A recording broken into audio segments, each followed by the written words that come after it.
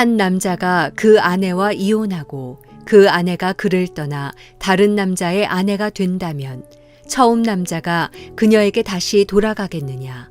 그러면 그 땅이 크게 더럽혀지지 않겠느냐? 그런데 너는 많은 사람들과 음란한 짓을 하고도 내게 돌아오려느냐? 여호와의 말이다. 눈을 들어 벌거숭이 언덕들을 보라. 내가 드러눕지 않은 곳이 어디에 있느냐? 너는 광야의 아라바 사람처럼 길가에 앉아서 사랑하는 사람들을 기다렸다. 너는 내 음란한 짓과 사악함으로 이 땅을 더럽혔다. 그러므로 소나기가 오지 않고 봄비도 내리지 않았다. 그러나 너는 창녀의 낯을 갖고도 수치스럽게 생각하지 않는다. 내가 지금 내게 외치지 않았느냐? 내 아버지여, 아버지는 내 어릴 때부터 친구입니다. 내게 계속 화내시겠습니까? 끝까지 노하시겠습니까? 보라, 내가 이렇게 말하면서도 내가 할 수 있는 악한 짓은 다 하고 있다. 요시야 왕 때 여호와께서 내게 말씀하셨다.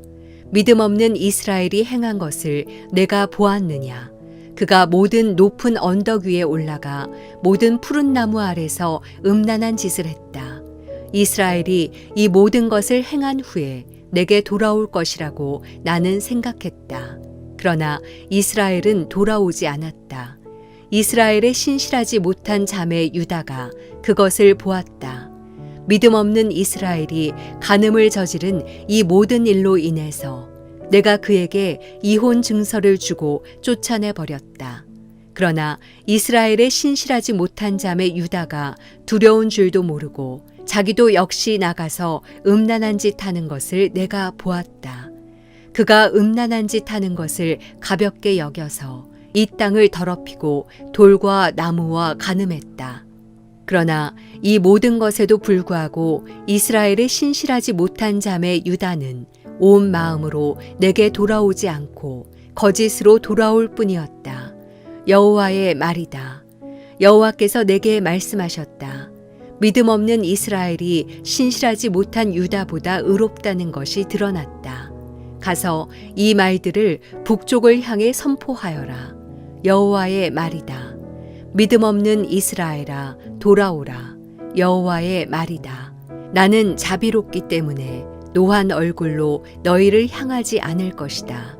내가 한없이 화를 내지 않겠다.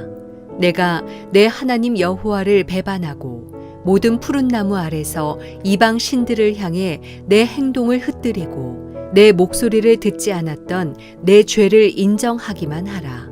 여호와의 말이다. 여호와의 말이다. 돌아오라.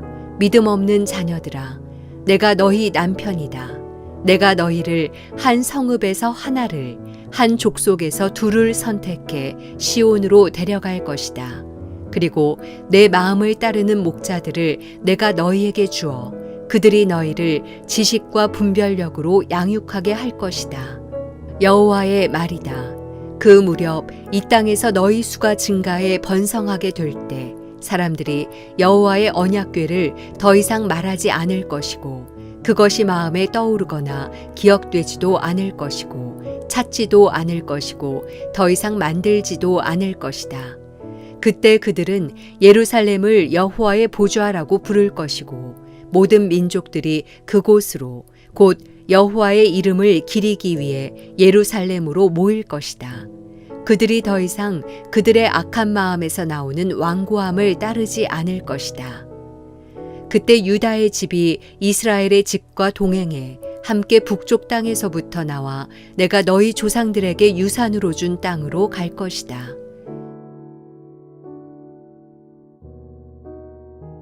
화요일 아침 기도를 시작하겠습니다. 오늘도 하나님 말씀 붙들고 믿음으로 살아내는 그런 귀한 하루가 되길 원합니다.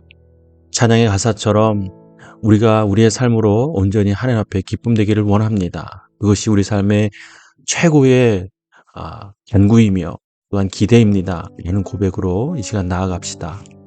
오늘은 예레미야서 3장 1절에서 18절까지의 말씀을 함께 나누기 원합니다.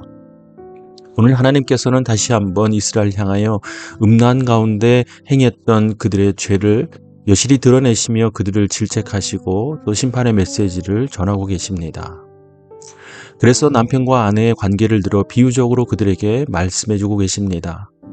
남편과 아내는 한 몸을 이루는 뗄 수 없는 하나님이 정하신 관계입니다. 그러나 그것을 그들이 스스로 정욕 가운데 깨뜨리고 다른 남자와 다른 여자에게 다시 관계를 갖는다면 그것은 너무나도 부정하고 또 그것은 하나님이 보시기에 정말로 불의한 모습이라고 말씀하십니다.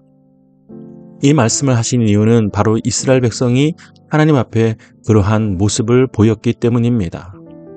하나님은 분명 그들을 구원하시면서 하나님의 백성으로 삼으셨고 무엇보다 하나님께서 신랑 되시며 이스라엘 백성들이 신부된 자로서 그렇게 한 몸을 이루는 삶을 살아가야 함에도 불구하고 그들은 계속해서 하나님을 떠나고 의심하며 무엇보다 우상을 의지하고 섬기며 절했던 모습을 하나님 앞에 보여왔습니다. 그러니 그러한 모습을 하나님이 보시면서 그들이 부정하다, 음란한 세대라고 말씀하시는 것입니다. 즉 마음의 변심을 말하고 있는 것입니다.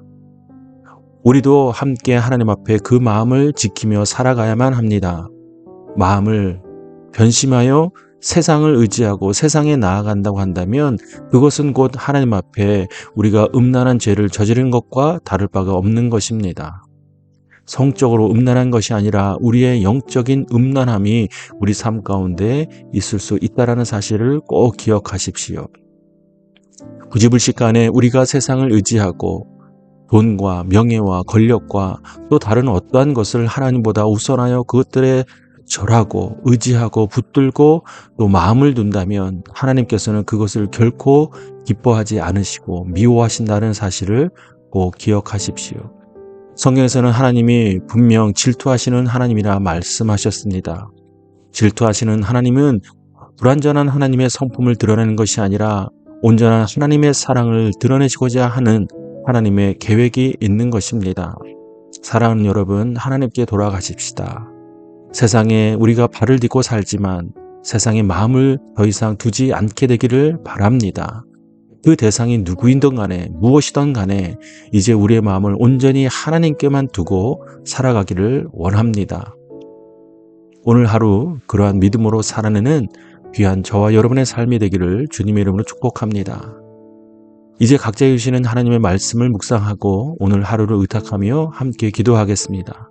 더불어 몽골 아웃리치를 위하여서도 함께 중보기도 해 주시기 바랍니다. 함께 기도하겠습니다.